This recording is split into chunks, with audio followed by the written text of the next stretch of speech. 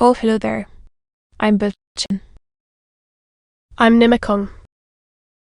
I'm Banchan. In this class, I'll read all of you. Chapter 11, Section 7 of the picture of Dorian Gray. As. Ah. The picture of Dorian Gray. Oscar Wilde. Chapter 11, Section 7. He had a special passion. Also, for ecclesiastical vestments, as indeed he had for everything connected with the service of the church.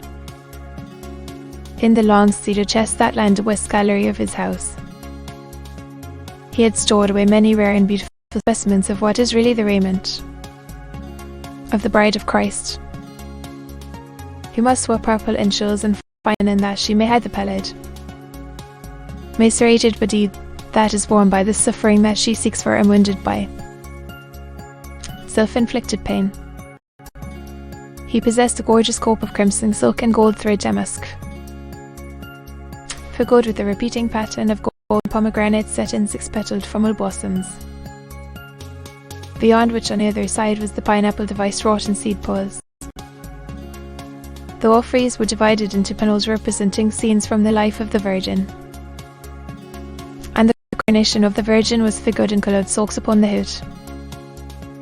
This was Italian work of the 15th century. Another cope was of green velvet, embroidered with heart-shaped groups of acanthus leaves, from which spread long-stemmed white blossoms, the details of which were picked out with silver thread and coloured crystals. The moss bore a seraph's head in gold thread raised work. The orphreys were woven in a diaper of red and gold silk, and were starred with medallions of many saints and martyrs, among whom was Street, Sebastian. He had chasubles, also unbuckled silk, and blue silk and gold brocade, and yellow silk damask and cloth of gold, figured with representations of the Passion and Crucifixion of Christ, and embroidered with lions and peacocks and other emblems. Domatics of white satin and pink silk damask, decorated with tulips and dolphins and fleurs de lis. Autofrontals of crimson velvet and blue linen, and many carpoils, chalice rails, and sugeria. In the mystic offices to which such things were put, there was something that quickened his imagination.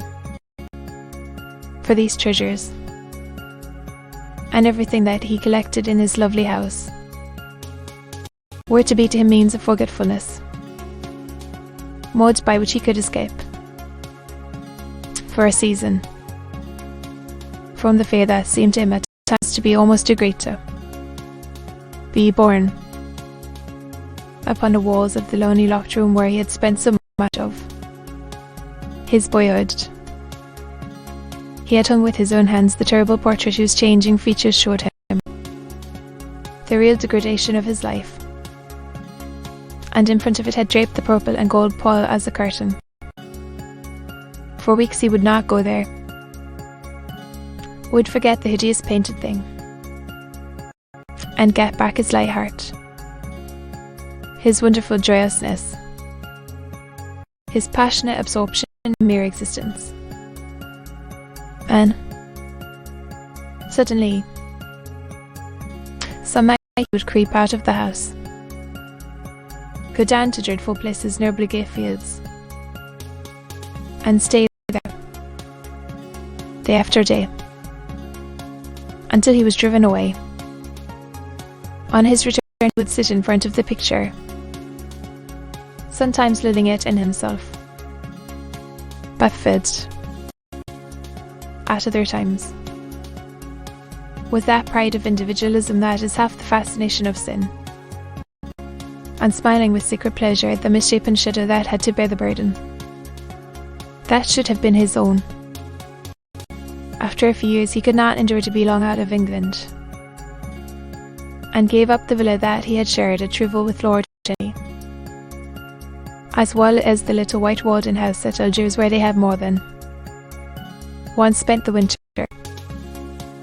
He hated to be separated from the picture that was such a part of his life, and was also afraid that during his absence someone might gain access to the ruin, in spite of the elaborate bars that he had caused to be placed upon the door.